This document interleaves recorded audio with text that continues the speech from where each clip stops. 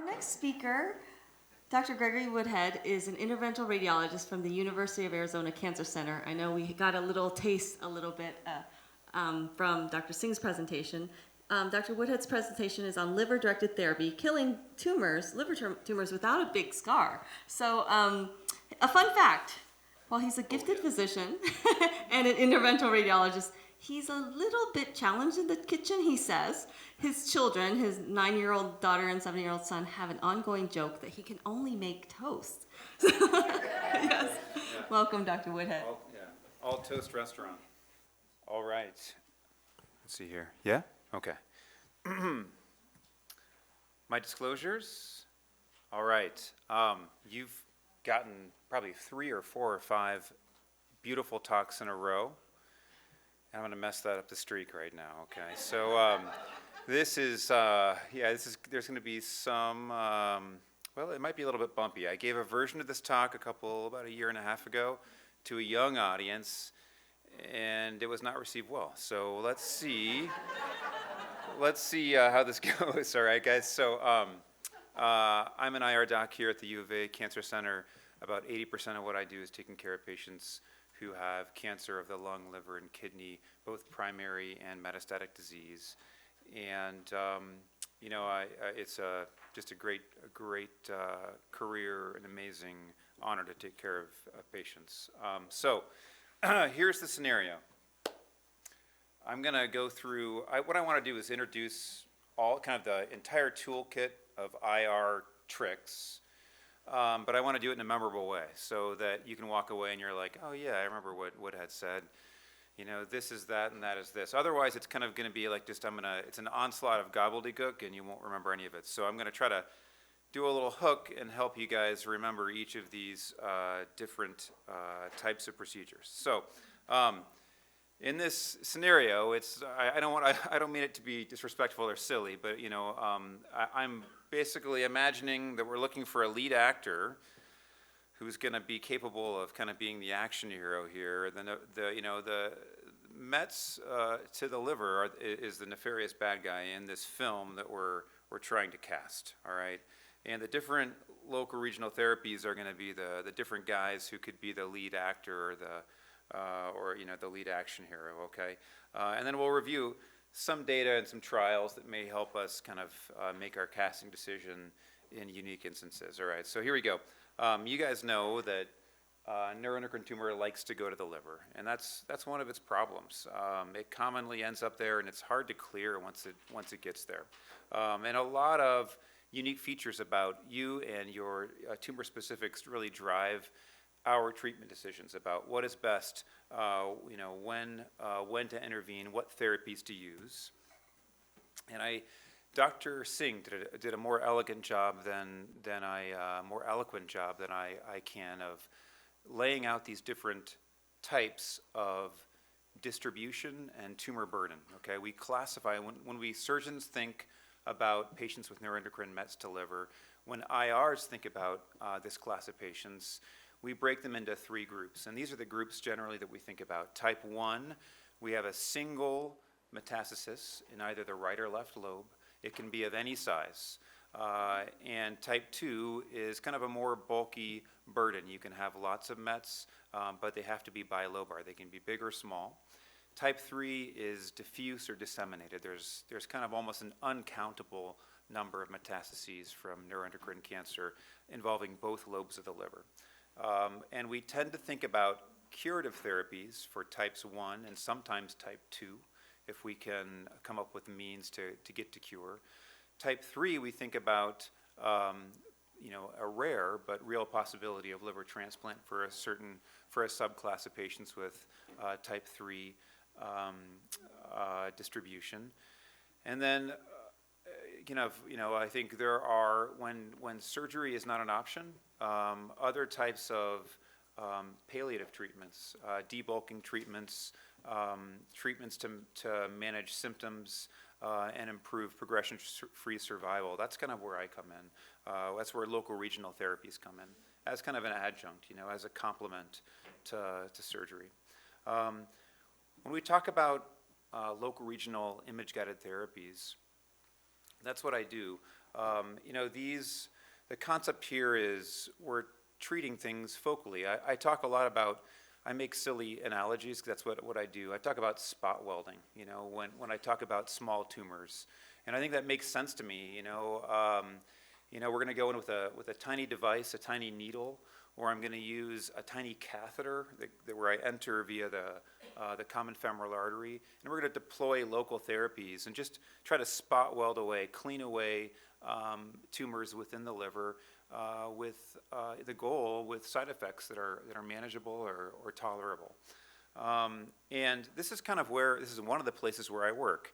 And if you're a patient, or you may have been here, you may have been under conscious sedation, you may have been under general anesthesia, and it's not a fun place to be necessarily, but it's a CT procedure suite. And what we have here are these two dorky IR guys wearing their pajamas, and they're in this, they're able to use CT fluoroscopy, which is a real-time three-dimensional scan of the body. So we're kind of constantly scanning the body, imaging you in 3 dimensions as we guide this needle from the skin surface into a deep target, whether it's in the lung, liver, or kidney, or some other part of the body. And in this case, these gentlemen are putting in an ablation probe, a radio frequency ablation probe. So they're placing, the tip of this needle is active, and it can oscillate, it can induce oscillation of water molecules, and that basically deploys heat locally in a predictable volume, and will kill a tumor within that target. Okay, all right, so let's just jump right into, that's one form of ablation. Let's jump into all the various actors that we can consider casting, okay? So going back 15, 20 years, there really have historically been 3 principal types of ablation, all right? So when I say ablation, when I say ablative therapy, I'm thinking about using locally deploying energy to destroy tumor tissue, locally depositing energy. And bear with me here.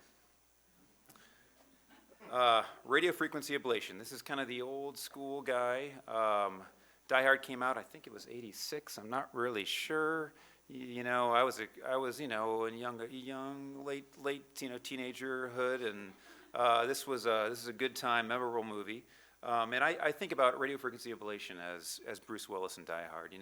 Kind of rugged, no nonsense cop from Detroit flies out to LA to try to reconcile his marriage, gets trapped in this burning inferno of an office building. But he's a radiofrequency ablation. This is a device that has a ton of data, a ton of experience, and it uses heat to destroy tumors. We got microwave ablation. All right, this is Schwarzenegger. This is basically the stronger kind of buffer, maybe more handsome version of thermal heat-based thermal ablation. All right, a little more rigorous. Everybody right now, if they are gonna do heat-based thermal ablation, they're using the Schwarzenegger. All right, that's the guy we cast the most frequently if we're gonna use heat as a way to kill a tumor focally. Then, this is probably taking it to the 90s here, but for cryoablation, cold-based thermal. So going from heat-based thermal to cold-based thermal, we got Keanu Reeves. And then finally, this is an interesting one. So this is something called irreversible electroporation. And this was always kind of a clunky technology. It came out 2014, 2015. We tried to use it a lot when I was a resident and fellow. Just didn't really work out for us. We had an idea that it really was kind of this genius technology, and the application wasn't working. So this is Doc Brown from Back to the Future. You may remember Doc Brown's the guy who invented the flux capacitor, allowed Michael J. Fox to travel back to like 1954, I think. Regardless, so IRE, it is as you'll see, we are going to go to the Back to the Future because this concept of using an electric field, of using a voltage differential to kill tumor cells is in vogue again. There's a newer technology. IRE is back. It's called PEF. It's Back to the Future. All right, so here are 3 classes. Schwarzenegger, generally for heat-based, Reeves for cold-based thermal, and then Doc Brown for our irreversible electroporation. All right, and this is silly, and I apologize. I'm going to skip through this. This gets into like the actual physics of how these things work. I don't think you need to know this, but just keep it in mind, okay? You've got Schwarzenegger and Willis for heat. You've got cryo is really interesting. You know, cryo is Keanu Reeves here. I will mention, you know, this probe uses argon gas that expands rapidly at the tip, and it gets down to a negative 150 centigrade. And it achieves tumor killing through the creation of ice crystals that basically stab holes in tumor cell membranes, but also rapid desiccation, so that when you dry something, you freeze dry it, and then you rapidly kind of reheat it. There are all these fluid shifts that kind of lyse tumor cells. All right. So I'm going to make this even more complicated, and I'm going to mess up our whole concept, but at least you've got a grounding, okay, and the different kind of array of tools here. So there's been an expansion of the toolkit over time. At the far left, you've got Schwarzenegger, heat-based thermal, then comes Keanu Reeves, cold-based thermal, and then your non-thermal is your interesting category. This was Doc Brown, right, becoming, I don't know, the latest and greatest thing called PEF, pulsed electric field. And this category also includes histosonics, which Dr. Singh talked about quite elegantly. This is the non-percutaneous approach, focal ultrasound energy, creating a bubble cloud basically, and kind of almost, it's like a little, like a microscopic blender that kind of blends up tumor tissues without actually requiring percutaneous access. Very exciting, but there's some limitations. I think out of all of these, PEF may be the winner, but we'll see, okay? And these are all non-thermal, so there's no kind of, you know, when you think about electricity, you know, LEDs are kind of winning out over incandescents because there's a lot of heat that's wasted in the process of an incandescent, even though I still prefer the quality of light from an incandescent light bulb. But you know, non-thermal ablation, there may be benefits to destroying tumors without you know, involving any thermal energy. And then finally, just to confuse things further, we've got ablative Y90. And so Y90 is a technique. I'm going to go over time here like everybody else, so just kind of bear, but you won't forget this. You'd be like, that Woodhead guy taught us some things, and you know, I don't remember any of it, but I remember Schwarzenegger and Keanu Reeves. Anyway, so look, ablative Y90 is pretty interesting. So this involves using a microcatheter. You can go from the wrist, or you can go from the common femoral artery in the leg. It's like kind of what the cardiac cath guys do. I'm not working in the CT procedure suite. I'm down the hallway in an angio suite, kind of like a cardiac, or it is, you know, it's a cardiac cath lab. We put a catheter that has a directable tip. It goes all the way up. We select the arteries supplying just the tumor. That says something I can't read. And once the catheter tip is there, we're going to deploy basically millions of microscopic particles that are embedded with a very potent form of radiation called yttrium-90. It's an isotope with unique properties, and it melts away tumors within a 2-millimeter radius. So, and by deploying this within a tumor, we can achieve ablation. And so we talked about the mechanism of IRE. This is the newest version, PEF, works in lung and liver and kidney, really anywhere. And then here's histiotripsy, more eloquently described by Dr. Singh, with the bubble cloud and the results with the abscopal effect in some cases. And here we are talking about Y90. This is kind of, I'll wrap things up here, guys, and we can kind of call it a day. But you can use Y90 within isolated segments of liver, you know, containing just a tumor and a little bit of normal liver. And you can deliver very high doses in very small volumes. And you can achieve ablation cavities, treatment cavities, that mimic those of microwave cryo or IRE. And this is just a beautiful example from the literature.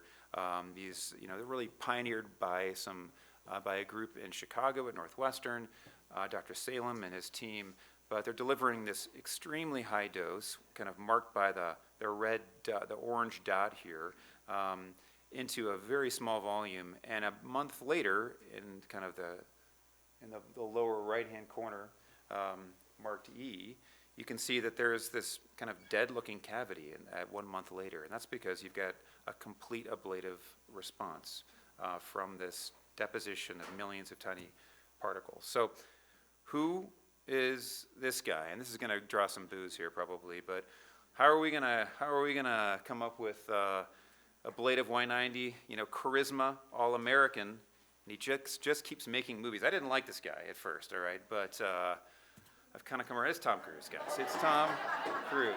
That's right. And that's where we're gonna leave it. Okay, I'm gonna cut it off there. Bland Embo, TACE, and Lobar Y90 are also used. There are indications why we may want to use those therapies. That's more for type 2 and type 3, if you remember from the beginning of the talk. But let's just leave it alone because it's gonna get silly, okay? And we'll wrap it up. But I appreciate it. Thank you guys so much.